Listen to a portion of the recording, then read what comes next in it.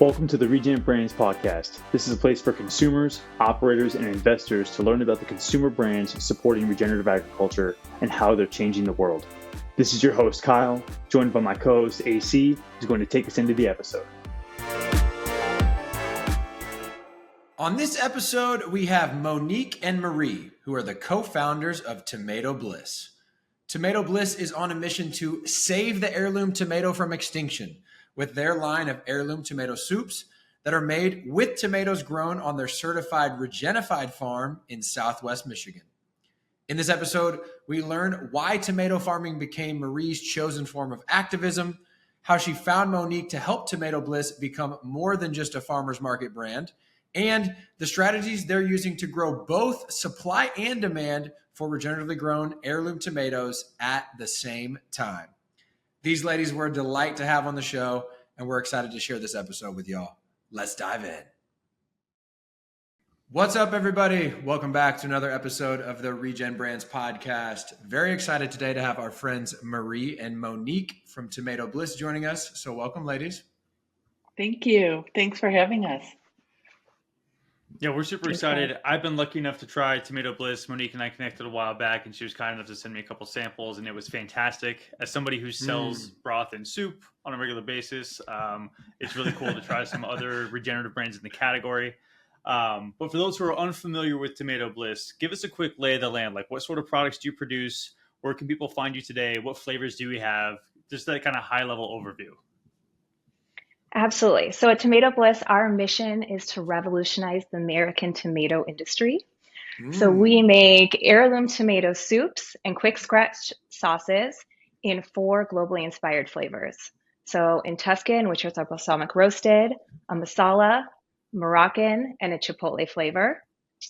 And they can be found at farmers markets, in Dom's Market in Chicago, and predominantly in food service right now. So we work with chefs, and right now we're sold at Notre Dame University, or we're served at Notre Dame University in their dining hall 7 days a week. Also e-commerce, right, Monique? The website, and I think Amazon as well? Absolutely. Yeah. Thank you for reminding me. Yes. So e-com, and actually we recently moved our e-com traffic all to Amazon. So we have a really nice direct-to-consumer business that we're building on Amazon platform. Nice. And Snap Magic. Making it easy for consumers to find Tomato Bliss. That's the key, right? I've tried the Chipotle. It was fantastic. It wasn't too spicy. It was just spicy enough to get some heat, but, it's still subtle. I did not try the masala. Is that a new SKU? Because that sounds absolutely fantastic. It's actually one of our best-selling SKUs.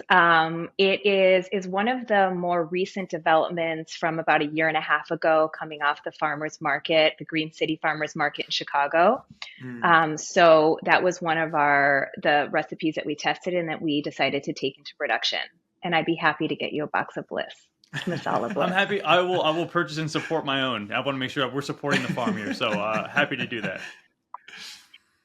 I almost feel like it's a disservice to call it tomato soup, because to me, tomato soup is like bland Campbell's tomato soup. And like, this is so not. That's why I love the name Tomato Bliss so much. And it, the product, when you have it, and I've been lucky enough to have it as well, really shows, I think, what y'all are doing on the farming side, because it's so not that bland, regular tomato soup. Not only because of the flavors and the uniqueness there, but just the tomato soup itself, like the base tomatoes, right? But Marie, I think you're going to kick us off with the origin story. Like, how did this whole thing come about? How did Tomato Bliss get started? Yeah, thank you. And I'm with you. When I was a little kid, I had to have 3 bites of everything, and I was allowed 1 no thank you. And I would save my no thank you till dinner in case tomato soup was served. Because I just could not. I couldn't get it down. Yeah. Which is funny. I grew up in downtown Chicago and had a small garden in my backyard in Hyde Park and grew heirloom tomatoes. And I was also working as a community activist artist and would trade heirloom tomato seedlings with my neighbors, for their pepper seedlings, and proposed a post-retail economy idea where we would trade heirloom tomato seedlings for, well, whatever you wanted to trade them with, kind of like a holiday cookie exchange. And I'd set up like 500 heirloom tomato seedlings in art spaces and, come, trade with us. And you could buy them for $1 if you wanted, or you could trade whatever you wanted. And that project, General Economy Exquisite Exchange, really showed what heirloom tomatoes can do. About 4 years after we started doing it, we were getting about 5,000 heirloom tomato seedlings all over Chicago. I was doing heirloom tomato gardens in food deserts. I was teaching people about heirloom tomatoes and loving them. And we were like, have people, plants for poems, and in downtown in front of the Museum of Contemporary Art, people lining up to write us poems to get our seedlings.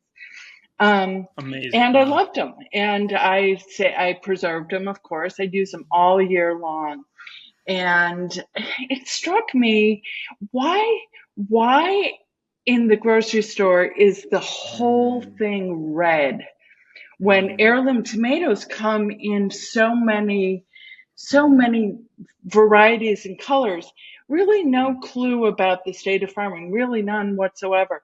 But I thought, oh heavens, that's interesting. And I'd also go to farmers markets because I loved preserving them, and I'd get great deals from farmers at the end of August into September with just bucket loads of heirloom tomatoes. So having great luck as this community activist, I thought, if we started farming, I'd have more tomatoes to share in downtown Chicago. So in 2012, my husband and I urbanized our whole lives, bought a farm in Galene, Michigan, and went to plant our seedlings into the ground. And I needed a drill because the soil had turned to dirt. Wow. It was as hard as concrete, thanks to it was a degraded soybean farm.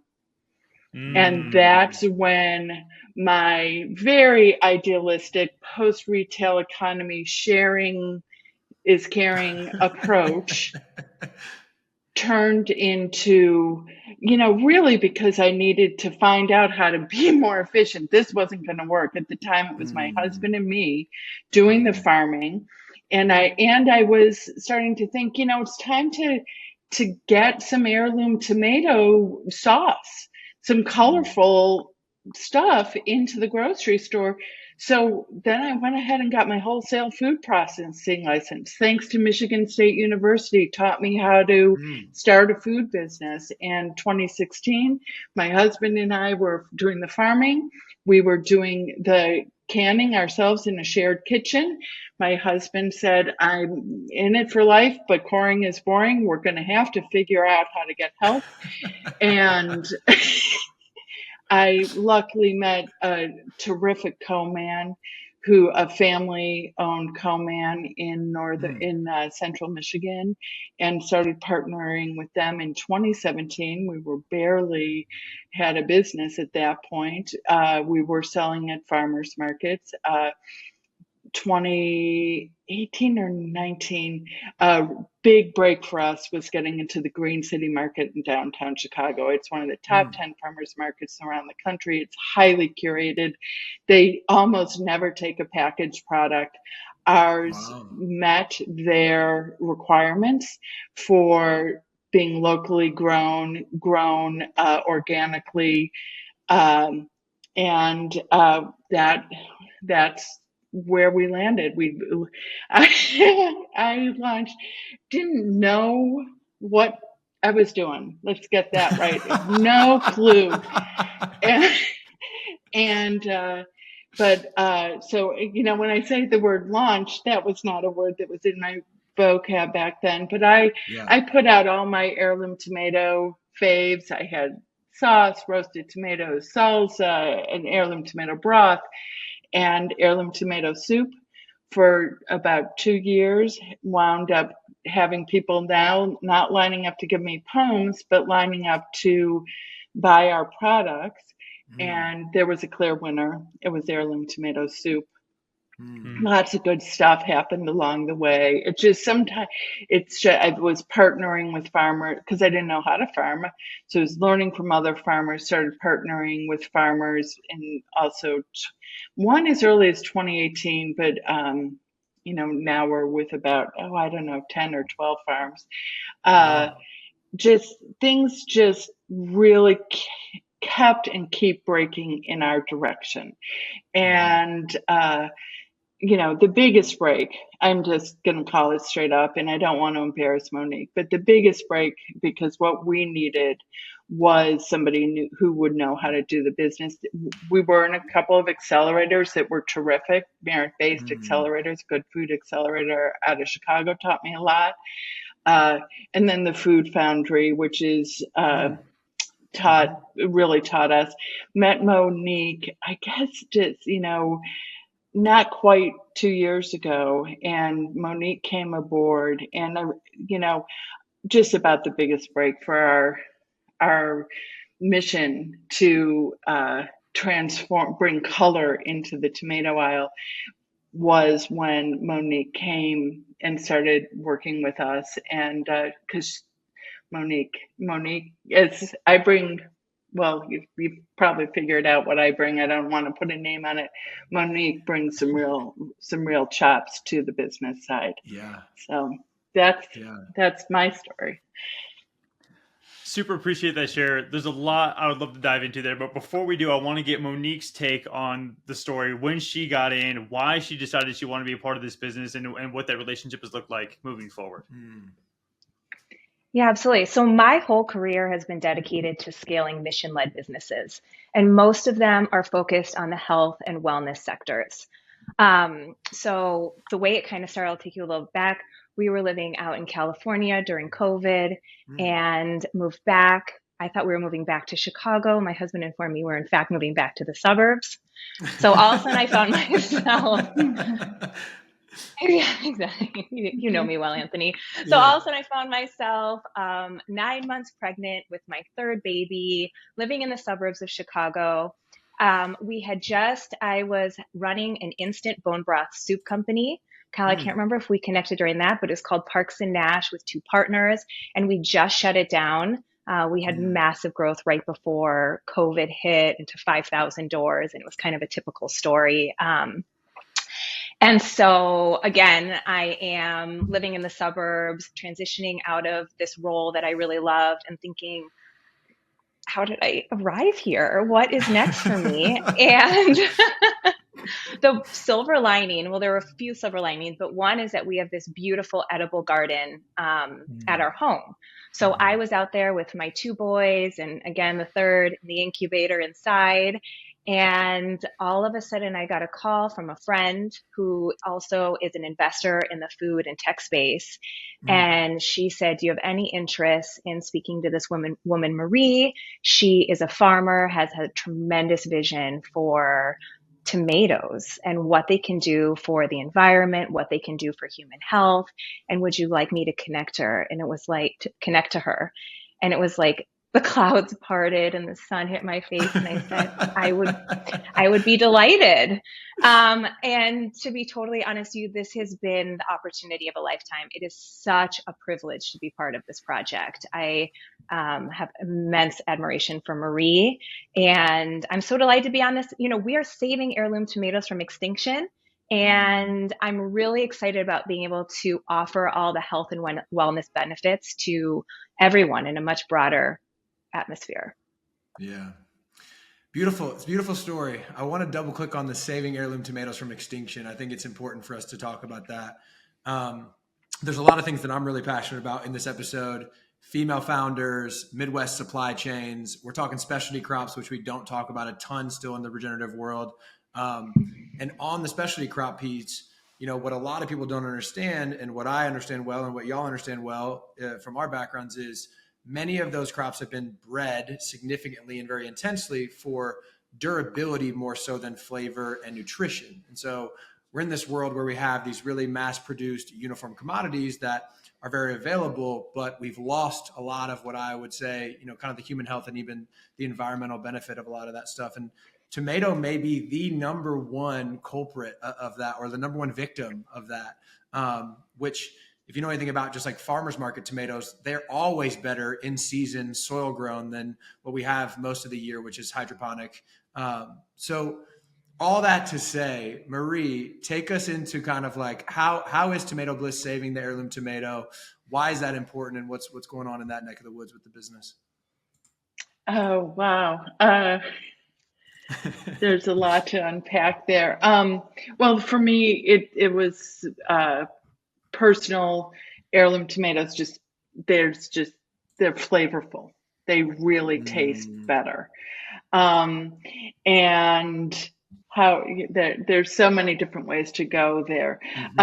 They taste better, and I think the future of food and diversity, crop diversity, those things are at risk. Indeed, I think it's a little to say we're saving heirloom tomatoes from extinction is a little overly optimistic, because the truth be told, heirloom tomatoes are extinct.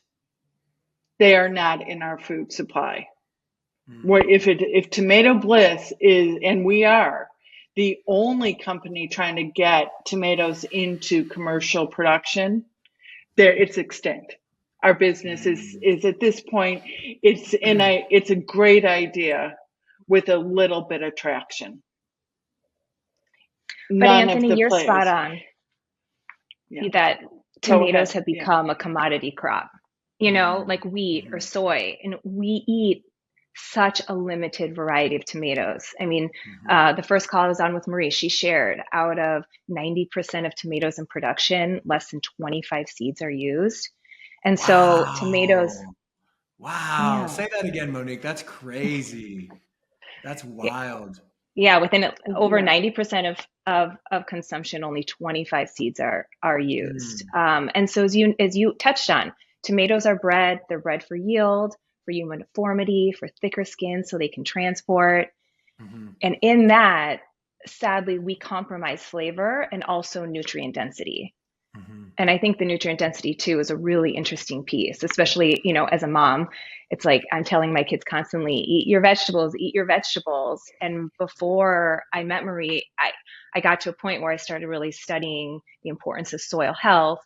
And it's like, yeah, eat your vegetables because they're great and they've got fiber. But the truth of the matter is that they're really lacking in flavor and in nutritional value if they come from a, commercial farm. And so certain commercial farms. And so I think that there is a lot of opportunity to bring a better product by focusing on biodiversity. Biodiversity is really our North Star. And how do we get many types, varieties of heirloom tomatoes and specialty tomatoes into commercial production and into products that we consume? Right. There you go. That's obviously, I couldn't say it better myself. And that's true. So what we actually do, what that looks like on our own farm, we grow about 170 varieties of tomatoes every year. And it's one of our, I also didn't know the word regenerative until about a year ago. That was not part of my mission at all. I had no idea. Not my thing. Biodiversity, that's my jam. And so we grow, there's 10 certain heirloom tomatoes, types that just have great yield, great flavor. They're the core of our soup. There's about 75 that I always grow, and then I experiment with about 100. Some years I only do 120, whether I'm doing experimenting. Well, I found, here's a trick that we found is successful. We interplant species. So I don't have a whole row of Jean Flamme. I have 5 Jean Flamme, 5 black cherries, 5 green zebras. So, and that's thereby we actually find we make smaller targets for pests and diseases. Like we don't make a big, if you can imagine a monocultivated field, that's a huge target for pests and disease. And so then you need a lot of inputs. We have crop diversity on all levels, including every tomato row. So by having biodiversity at that level, we are zero herbicides. No, there's not an organic. We will not kill anything that's living in the soil. Won't do it. And we have almost no organic pesticide, not needed. It's the ecosystem is taking care of our crops. I think a key to that is this biodiverse approach we have, not just on the farm, but within the annual crop field.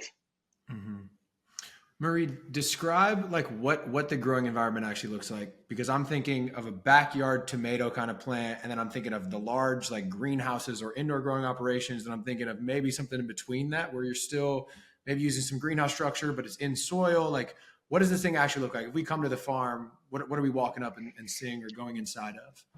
Yeah, well, please do come to the farm. We love giving farm tours. We have a 60-acre farm. We have 3 acres in annual tomato production. We have a permaculture and not completely biodynamic, but biodynamic approach, where we start with the king of the forest, which is walnut trees in Southwest Michigan, pawpaw trees, a lot of multi-purpose trees, multi-purpose shrubs, multi-purpose perennials amidst the annual crops. So we do have fields of annuals. But they're surrounded. They're really, birds live in our tomato fields. I mean, it is a living ecosystem. We have 3 hoop houses to extend our season, but they're very they're not fancy pants. They are essentially tents, and we water on the ground, and very minimal water. We experiment with dry growing tomatoes. If we get into more specifics around the farm, we believe in not using tiles to try to get water off the farm. We have approaches. We have these big rock pits to hold water on the farm. That's another approach. That has protected our farm from flooding. So at this point, we started farming in 2016. At this point, we haven't lost crops, where sadly some of our neighbors have lost crops to floods. We also don't have trouble so much with drought. So that's another one of our, it's really came from just this desire to make it easier. I'm essentially, people laugh at me. I'm essentially lazy. And so all of these approaches are how to make it easier to farm, not harder. Not going to lie, we have to hand pull weeds. We are no dig, beyond no till. We are 100% now. I'm really proud of it for 2 years. No dig, except when we plant our seedlings. So yeah, the crust of the soil, the top of the skin of the soil does not get hurt by us. Except, I have paths where we can walk. I have areas where I say no walking so that we don't put any pressure on soil. As a consequence of this kind of lazy person's approach, the earth has absolutely healed itself. The earth has provided. It's the amount of birds that we have is astonishing. The wildlife that lives there. All of the we have, it's a beautiful, beautiful place. Can't really take responsibility for it because the earth has done this. The climate of Southwest Michigan, which is second to California for wonderful ecology for growing tomatoes, right? We have red gold is 40 miles from my house. So it's really, really a wonderful, we say, see what heirloom tomatoes can do. It's impressive. The picture you painted, like visually, it sounds like you have a legitimate tomato mecca, at your house. And what I'm most struck by is you mentioned that this is like a very rural community. I'm curious, like the surrounding farms near you, you mentioned that some of them have lost some crops. Is it primarily monocrop everywhere else? Is it like what's being grown around you? Corn, soy, wheat. I'm in the middle of big ag. I'm like this 60 acres in the middle of Monsanto Central. That's what I was hoping you were going to say, because for you to bring back as much wildlife and life into that sort of sea of monocrop, chemical intensive agriculture, fertilizer usage, etc., is just inspiring, number one. Number two, anybody who grows that many different varieties of tomato, there's no chance they're lazy. So just need to make sure we call that out on its face now. Another thing I wanted to bring up a little bit earlier, Monique, when you were talking about nutritional density and how we were raising tomatoes, if anybody hasn't read the book, The Dorito Effect, it goes into like the history of how tomatoes have been grown and why they don't taste good and what we can do to make them taste better and become more nutritionally dense. It's a fantastic book by the author's name is Mark Schatzker. So highly, highly recommend that. I do have a question. I'm not just rambling.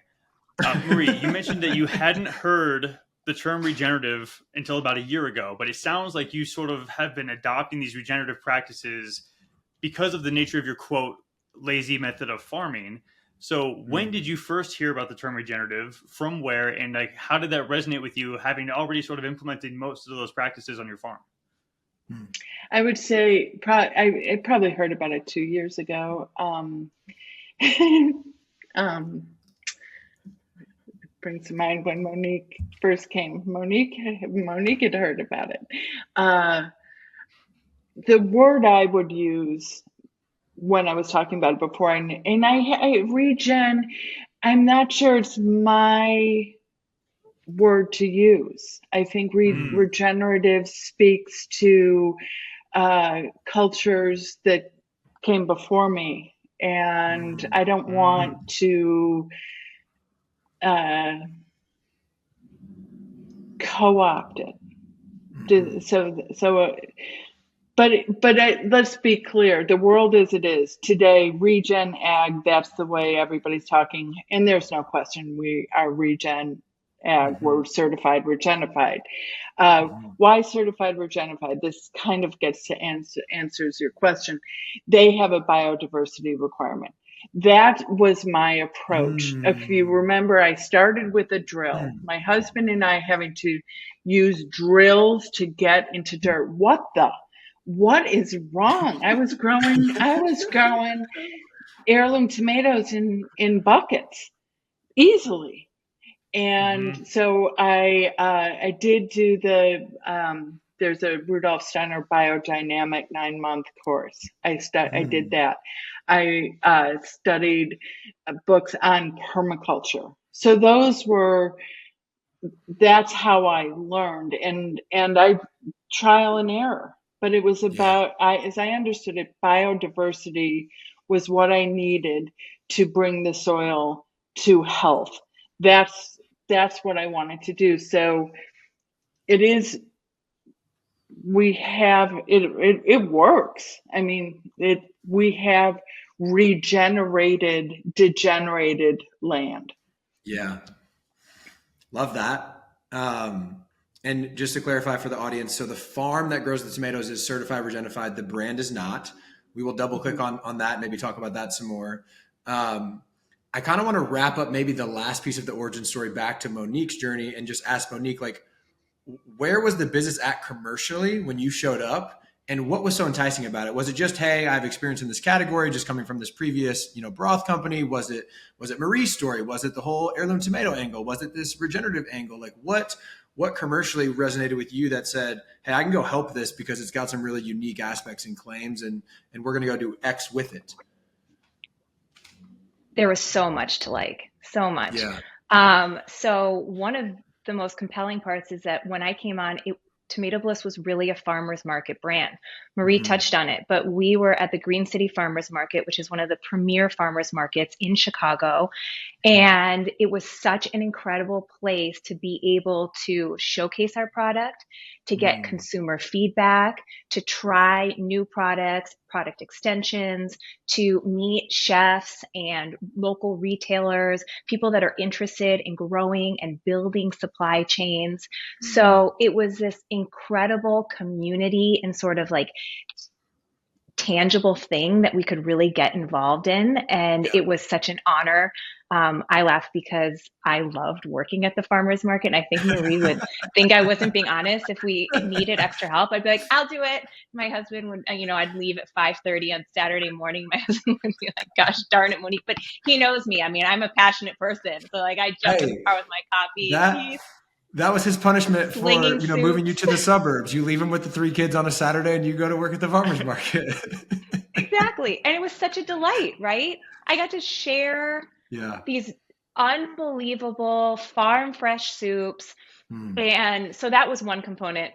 The other, honestly, is being able to work with Marie. I mean, she sort of downplays, but I quickly saw that the way that she is farming and the playbook that she has developed is incredibly compelling, right? Our experience is that it has worked, right? Our farm is more profitable, it's better for the earth, and it delivers something that consumers love because of the flavor and the nutrient density that we've touched on. So it was kind of like, oh wow, I might have the opportunity to share this with more people and try to build this into something even bigger beyond us. What a delight. So that, and the other thing that is sort of interesting that we haven't touched on, but is that we're vertically integrated. So not only are we vertically integrated, obviously with the farm and the seeds, but we also own a local production facility. So the fact that we have such a local operation, and that we're able to, it's not without challenges, let's be honest, like any growth and entrepreneurial endeavor, but the fact that we're able to build a production line that's local, that can really care for these very delicate, true heirloom tomatoes that can't be transported. We can extend the shelf life of them by putting into these thoughtful products. And that when she told me we had a freezer space that could hold up to 1 million pounds of fresh roasted heirloom tomatoes, I thought, ooh, like that, like just that alone, I'm like, that is a proverbial, that's a bank. A bank, to my opinion, is one of the most precious resources available in that bank. Yeah. And so I kept seeing all these things about the business that she had very, very thoughtfully built. And that's why I came on. And honestly, when I was talking to her for the first time, we were just trying to get to know one another. And she said to me, do you have any interest in being the CEO of another company? And I thought, let's not date. Let's go straight to getting married. I said, yeah, I actually, and ironically, had sort of turned down a couple opportunities previously. And in talking to Marie, I thought, hell yes, Love if given that. the Incredible. opportunity. So it's been a really fun opportunity. If I can, I'll touch on one more thing, kind of circling back to Kyle's Please. question. And I know eventually we'll move off the supply, although that's kind of sometimes our favorite side. But you talked about what the Southwest Michigan looks like and our farm, and our farm is this like biodiverse mecca, this ecosystem that really thrives, that we're extremely proud of. But another thing that we're really proud of is our partnership with other like-minded independent farmers in the area.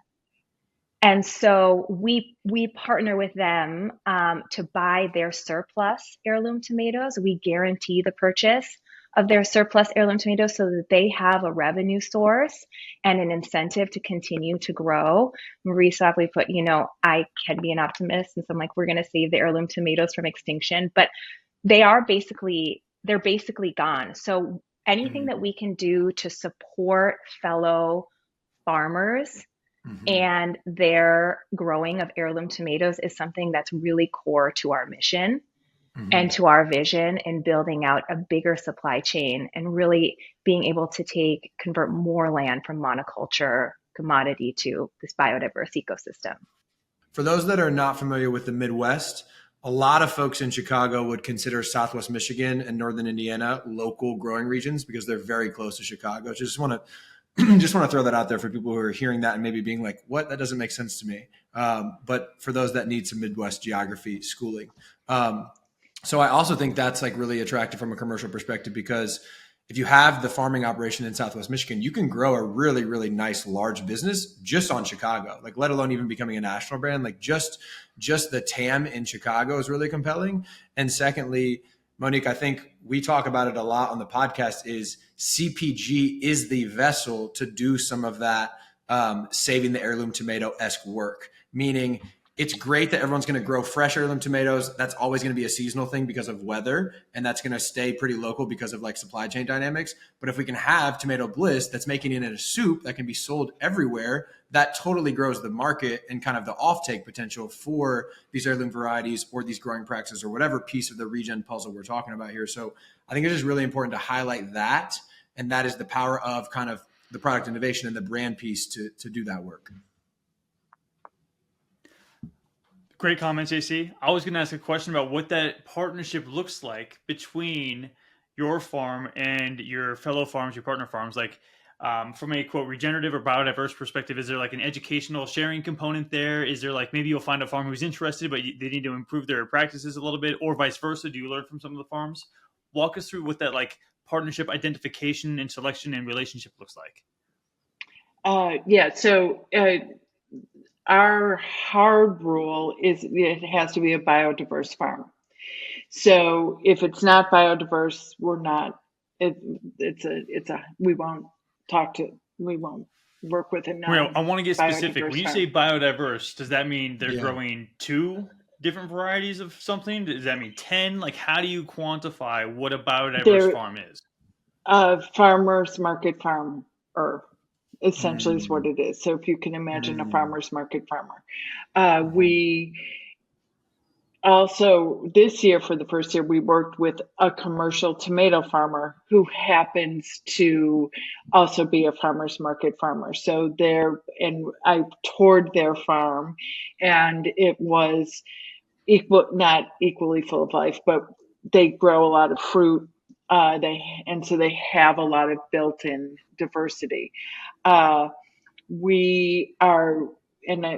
had been talking to them for 3 years. I had been wanting to get them to see if they would convert part of their commercial tomato farm to, biodiverse tomatoes. And this year they said yes. I don't think we want to fall too much into the weeds about why commercial farmers want to switch to specialty crops, but that's a real thing. If a farmer is interested in paying a living wage, they're going to have to go to specialty crops. Is my guess, not my area of expertise, and not just my guess. It's what I've heard from this commercial farm we're working with. So, so that's essentially numero uno. It has to grow more than one crop. But the farmers we are working with are by and large farmers, market farmers. And the commercial farm, so they grew, we provided their seedlings this year. I know, so they grew like 50 types of heirloom tomatoes. We're talking to them, which they don't want to do that next year. They're a much bigger, a 200-acre operation. Oh, wow. And we're talking to them next year. They're going to take a couple of acres, maybe up to 4 acres, 10 types of tomatoes. And so we haven't confronted those hard questions yet. Like, would 2 be enough? I don't know. We're not there yet. But then, just to kind of do the thinking out loud during this conversation, if we could get a commercial tomato farmer who grows one type of tomato to go to 2 types of tomatoes, that would be a step in the right direction. So I can't imagine that we'd ever have a hard line that wouldn't support any improvement. You guys know with farming, it's an art. It's not always a perfect science. So we really do try to focus on progress over perfection, and how can we make incremental steps to continue to build a food supply chain that works. And when I say works, there are so many components, right? That's profitable, that's aligned with our mission for people and planet, that there's a whole, and so we're working towards that North Star every day. And our experience thus far, I mean, the fact that this commercial grower dedicated 1 acre to Tomato Bliss was a huge feat this past summer. We were so delighted by this 1 acre, and now they're offering 4 times that this next year. So to be seen how we continue to grow, but that's just an example of how it's starting to work and real tangible impact that can be made. There's a lot I want to touch on there. Number one, super appreciate the efforts you all are making. And it really highlights one of the key tension points in the regenerative movement today, especially from the CPG branded side, where there's so much regulation, there's certification, there's non-certification, there's retailer requirements, there's, when you try to get organic certified or any other certification, you got to talk to all the different partner farms. They all have to be at the same standard. And it feels like, based on what you two just shared, is like, that's not necessarily the most important thing right now. What you're trying to do is to continue to grow this business profitably and in a way that benefits the planet, and we can allow for that small incremental progress with some of these partner farms that can really move the needle.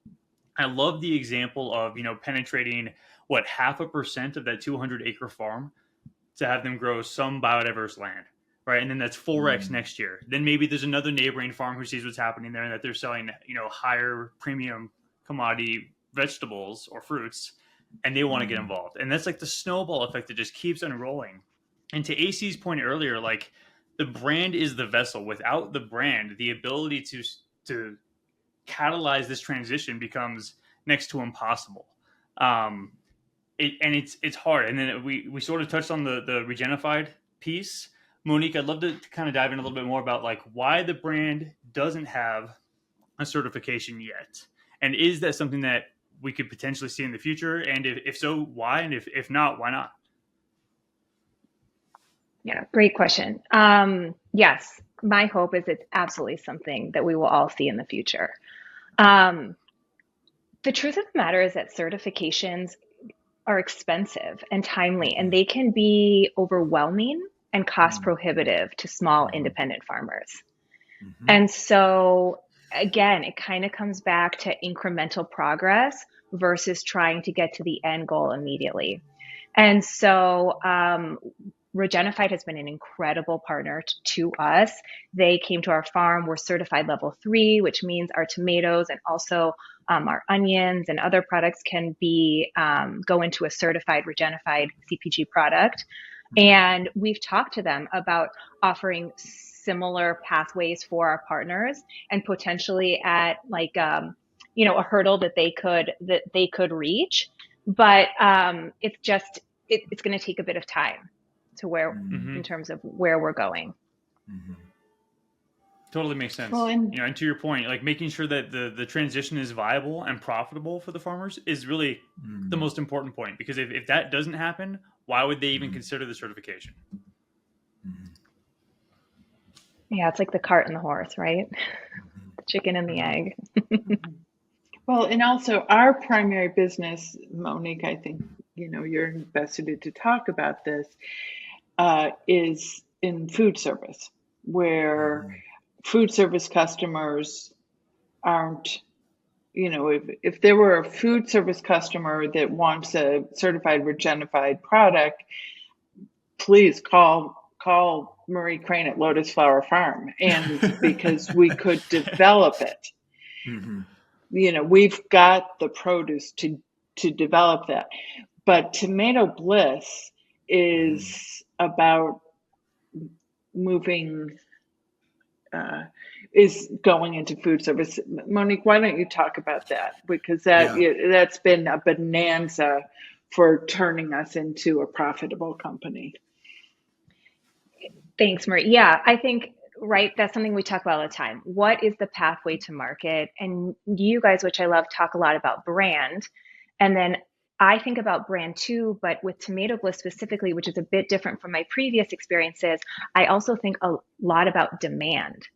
So it's not always branded, but it's building demand. How can we get biodiverse roasted heirloom tomatoes into restaurants, in front of chefs, at colleges and universities, within the healthcare system, right? So for us, the focus on food service has been really intentional because we're a small but mighty team, and it really comes down to capital efficiency and how can we best achieve our mission, right? And so for us, our mission is to get more acreage converted from the monoculture commodity crop to biodiverse ecosystems in a timely manner, right? And eventually, I would love to build an intentional, really thoughtful retail rollout.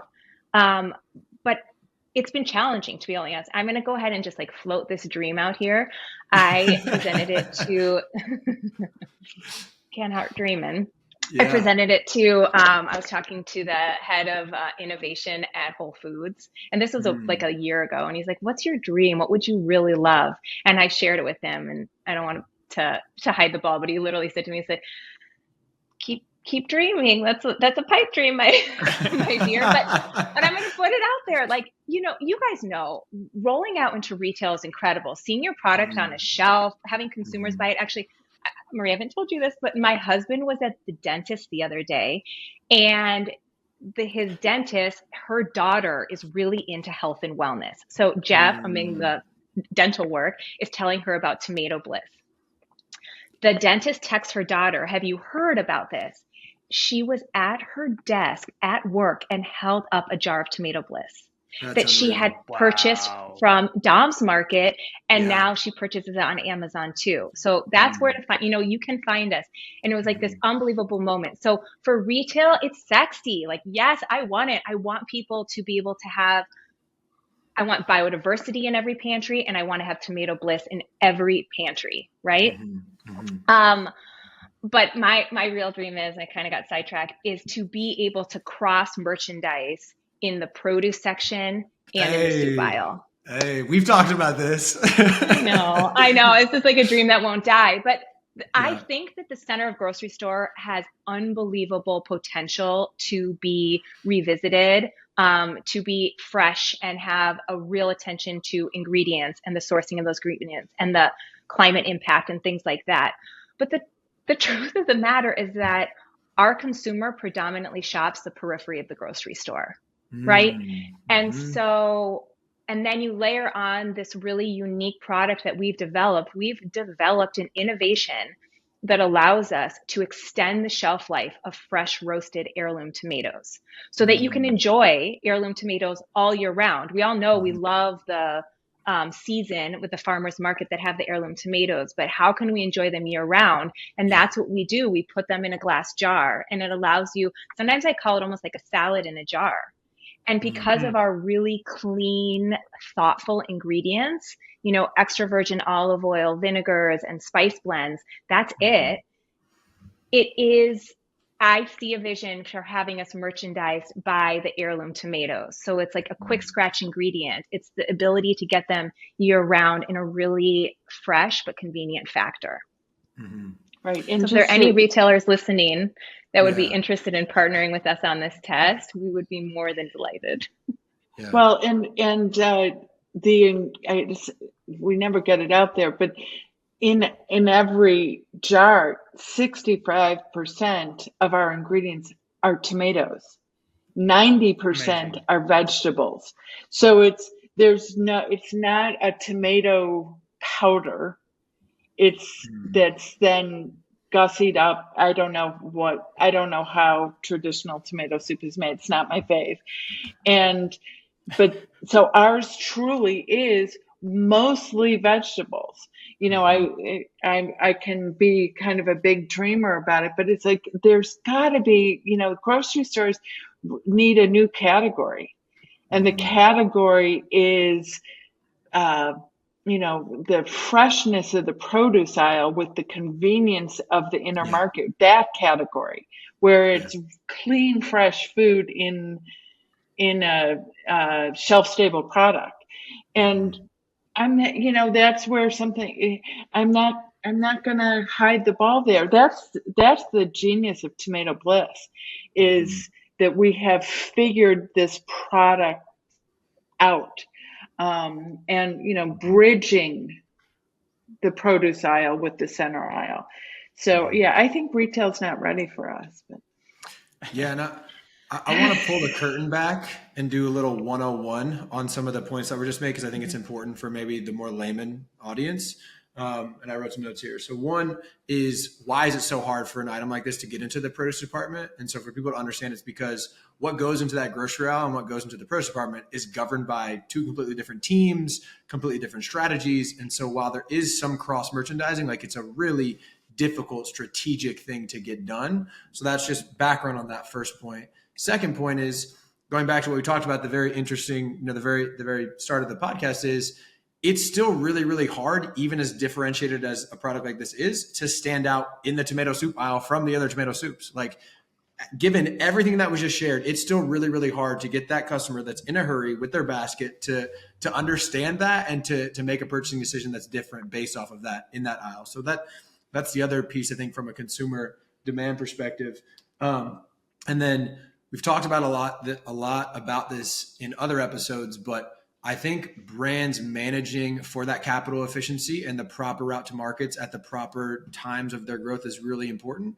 And the average consumer might not understand that, but just to give them really high level scope, Tomato Bliss, the CPG version that's getting sold at retail, is getting put into glass jars. It's got a label on it. It's getting wrapped into cases. It's getting put onto a pallet. It's getting sent directly to the store or through a distributor, versus food service is going into like a 5-gallon, container or something that's larger. The packaging cost is not as expensive. There's less hands touching it by the time it gets to the point of consumption. And so that's what creates these market dynamics that makes that a more profitable channel right now. And I could have done a better job there, but I just wanted to highlight that for the audience that maybe is not as in the know on those dynamics. I want to articulate two more things to add on to what AC said. And Monique, I know you're chomping at the bit, and I'm excited because you're fired up and want to talk about something.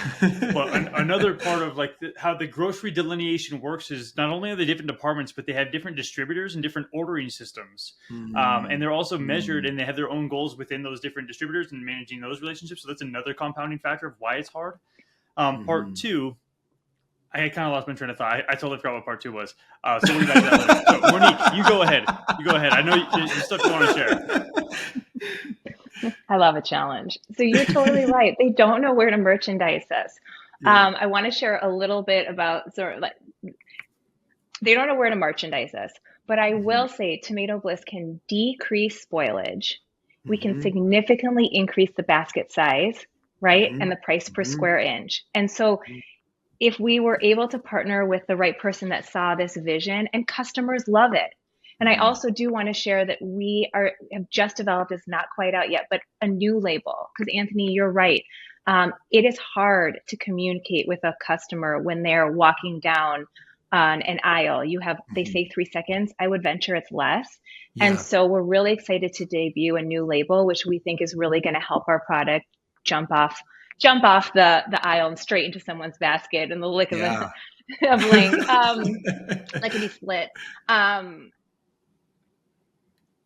And the other thing that we're talking about is, form factor, right? How do we work within a form factor that works for retail? And we are, local, climate positive, carbon sensitive. All those things are really important to us. So we don't want to move beyond that. But are there ways in innovation?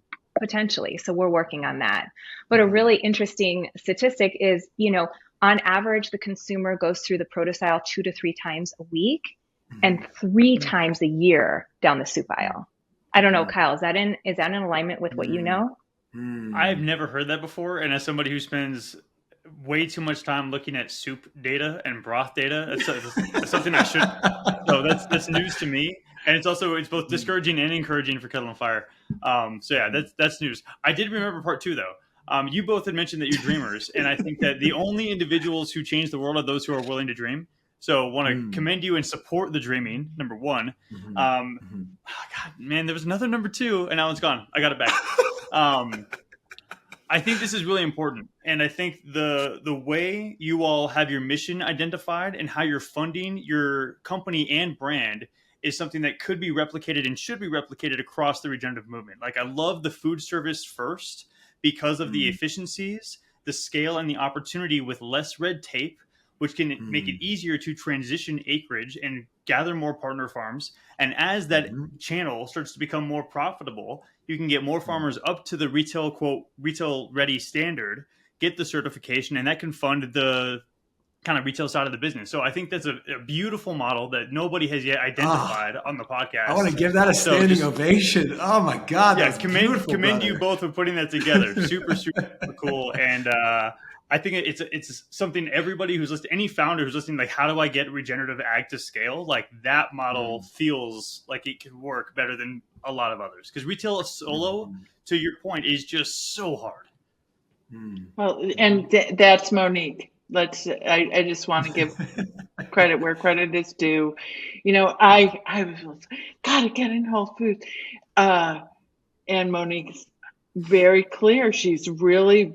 We've never had such a great chance because of our commitment to capital efficiency and Monique's strong idea in the face of a strong argument that food service is our path to market.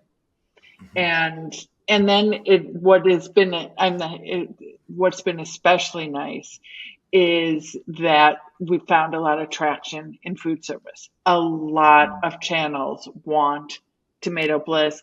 It is food as medicine. This Notre Dame launching us in their cafeterias, and Monique can speak to it more, but it's terrific to see the reorders come fast and furious. Yeah, Kyle and Anthony, when we have the opportunity to focus even more on retail, I would love to pick your brain. Maybe now's not the time, but let's please, because I can learn a lot from you guys and your experiences. So it's a not never. It's just not our main focus right now. But Marie kind of touched on it. Food service it's been so much fun to build. We've had some really strong interest out of the gate from local colleges and universities. because a lot of them have an ESG mandate. I was just at Notre Dame talking to the students about Tomato Bliss, giving out jars of it to take back to their dorm rooms. It was so much fun. And it was so awesome to see how interested they were, how important an ESG mandate is, how important it is to have a vegan option. You know, when I shared with them that one serving of Tomato Bliss is 60% of your daily vitamin C, I saw like an entire sports team, you know, of run to it's so exciting to be able to share our mission and to be able to get it in that atmosphere. The other place that we've had some initial interest, we're still working on it, but is in the healthcare space. And for me, that's really heartening, honestly. It's just so beautiful to have the opportunity to potentially offer someone in a hospital or an elderly living center or a rehabilitation center something like Tomato Bliss that is tasty, that's naturally low in sodium, that's packed with vitamin C and antioxidants, and has all these functional benefits. And the fact that our systems and our food service partners are interested in having some really heartening conversations about getting Tomato Bliss into their distribution is really exciting. Monique, that really hits home for me as somebody who spent over a week in a hospital after having a colon cancer surgery and my entire digestive system rewired. And, you know, after that surgery, they put you on what's called a, quote, GI soft diet. That's what the medical terminology is. And the food they serve you isn't real food. And I'm sitting there in this hospital bed, like looking at like the ingredients on this stuff or whatever this gloop is. And like thinking to myself, this is the stuff that's going to put me back in this hospital in 5 years. You know, like they're not thinking through, at least the system thus far. I'm not saying this is indicative of everybody, but the system is not wired towards food as medicine or health or truly like nutritional priorities. It's all about, you know, I'm having a hard time articulating what it's really all about. I'm not sure what it is, to be honest. But the fact that you're having those conversations and the potential impact that can make, I can't tell you how thrilled I would have been to have received a Tomato Bliss soup in that moment. Would have changed my take on the entire medical industry. So stoked that you're having those conversations, because that's really something we don't talk about enough, and it can make a tremendous impact. I am too. And I heard the CEO of Gordon Food Service say, I am focused on food as medicine. And it's just so wonderful. It takes time, like everything we've sort of touched on. It's progress. But, you know, they've been tremendous supporters to us.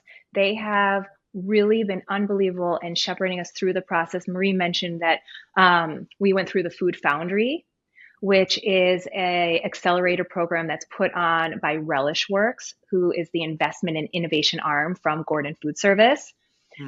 So we learned a lot and had such tremendous resources within the Food Foundry and with RelishWorks. And then since then, Gordon Food Service has been unbelievable in getting our tiny farmers market brand set up within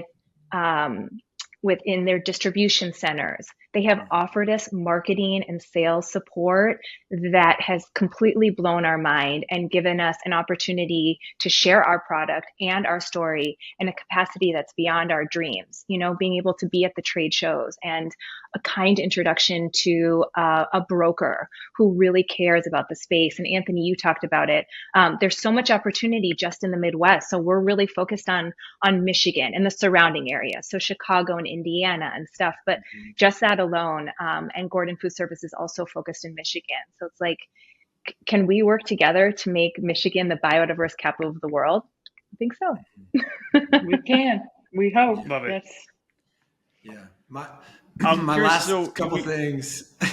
Go ahead, AC. My last couple things to wrap up the food service love affair would be, we talk about all the time how local and flavor still resonate more with consumers on shelf at retail, but it means even more in a food service setting as well. And I think there's more price elasticity too, where I look at the price of stuff on the menu way less by the time I sit my ass in the seat at the restaurant than I do when I'm picking, you know, some sort of product up off the shelf. So I also think those dynamics are great. And I will just say, for other brands, there are so many distributors and routes to market in food service that you might not know about or aren't as easily known as Unify into Whole Foods and KeHE into Sprouts. And those people will hustle for you because their incentives and the way those supply chains are set up are much better than our retail ones, unfortunately. I'm very biased because that's the world that I come from, but they will hustle for you. Whereas with a lot of those retail and distributor relationships, unfortunately in natural CPG, it's almost on you to sell them the product and then figure out how to sell it to the customer too. And there's not as much buy-in, I don't think, either way. So just wanted to point those two things out. Yeah, and you kind of touched on it, but it's like, it's not just an heirloom tomato soup. Yes, our product is great. It's just like literally slice and serve. It can cut down on kitchen staff and things like that. But also it can be really versatile. So it's been really fun to see what chefs have done with the product. You know, an heirloom tomato macaroni and cheese, lamb meatball tagine, you know, enchilada. Like there's so many ways to incorporate an heirloom tomato flavor into different meals. So that's been really fun. And Marie and our colleague Sasha have done an amazing job developing recipes on our blog of ways to use tomato bliss as a quick scratch ingredient as well. That's cool. We got to stop talking about that because I'm literally getting hungry just thinking about it. I've never wanted to eat tomato soup more than I have in this moment. Yeah, I was going to say the same thing. Totally agree. My husband makes shashuka like 4 times a week with our tomato bliss. So I'll get you guys some bliss to play around with. Love that. It sounds fantastic.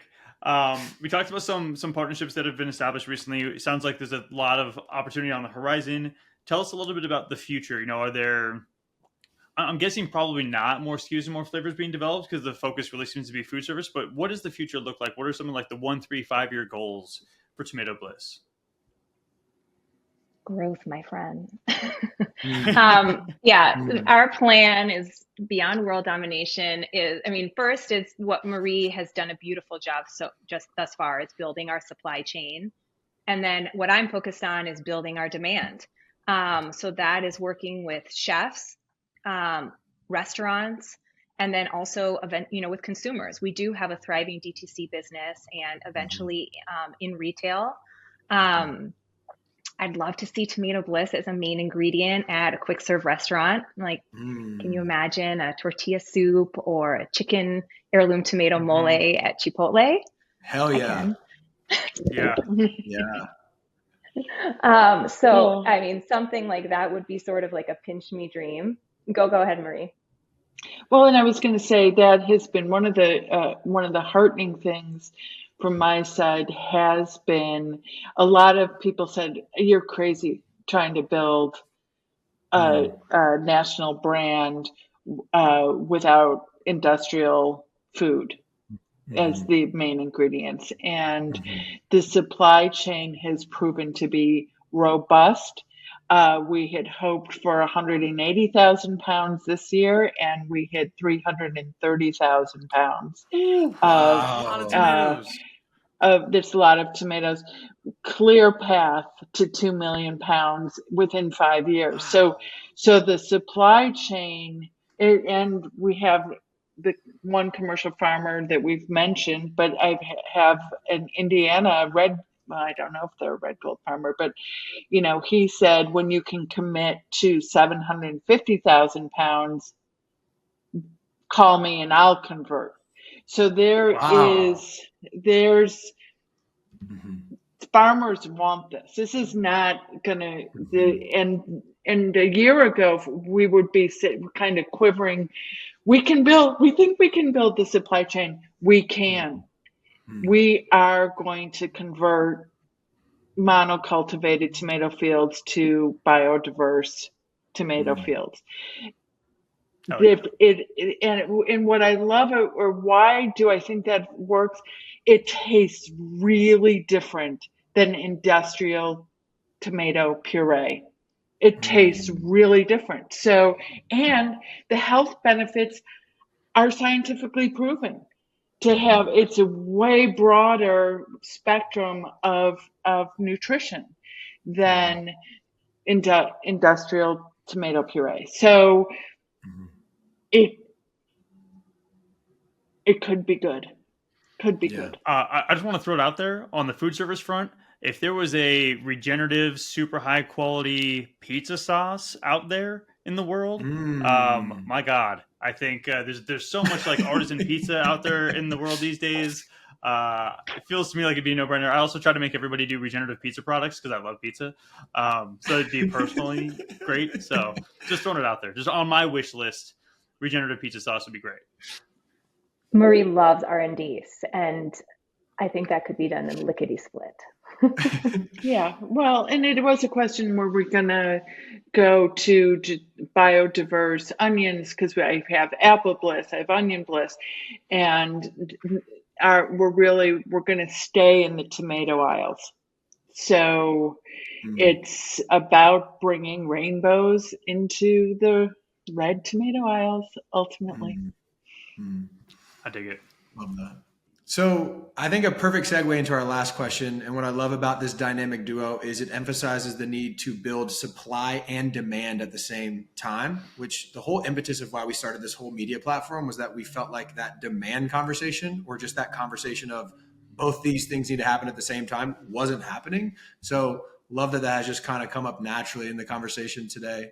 Last question for you two ladies that we ask everyone is, how do we get Regen Brands to have 50% market share by 2050? I think to find repeat purchasers.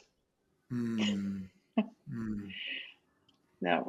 and I think stay focused on what the world as it is and not as we want it, and so figure out the benefits and the value propositions that consumers care about that aren't too weird.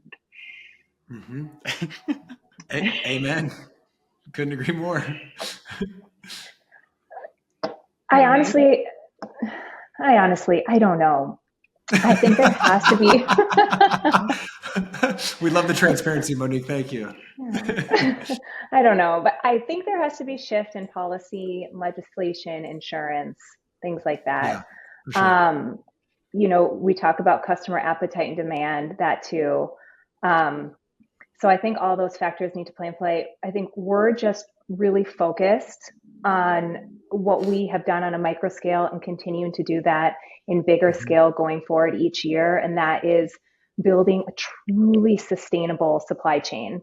And for us, it's of heirloom tomatoes. And by sustainable, I mean, it's better for the planet, it is better for people, and it's profitable. And I think those components really need to be there so that we can build something that's lasting and that makes sense. And that's not just a flash in the pan, but like something that we're proud of for generations to come. People, planet, profit. That's the Regen Brands triple bottom line. So I couldn't have said it better myself. Ladies, thank you so much for joining us. Really appreciate it. Thank you, guys. So good to see you. A real pleasure. For show notes, episode transcripts, and more information on our guests and what we discuss on the show, check out our website, regen-brands.com. That is regen-brands.com. You can also find our Regen Recaps on the website. Regen Recaps take less than 5 minutes to read and cover all the key points of the full hour-long conversations. You can check out our YouTube channel, Regen Brands Podcast, for all of our episodes with both video and audio. The best way to support our work is to give us a 5-star rating on your favorite podcast platform, subscribe to future episodes, and share the show with your friends. Thanks for tuning in to the Regen Brands Podcast, brought to you by the Regen Coalition and Outlaw Ventures. We hope you learned something new in this episode, and it empowers you to use your voice, your time, and your dollars to help us build a better and more regenerative food system. Love you guys.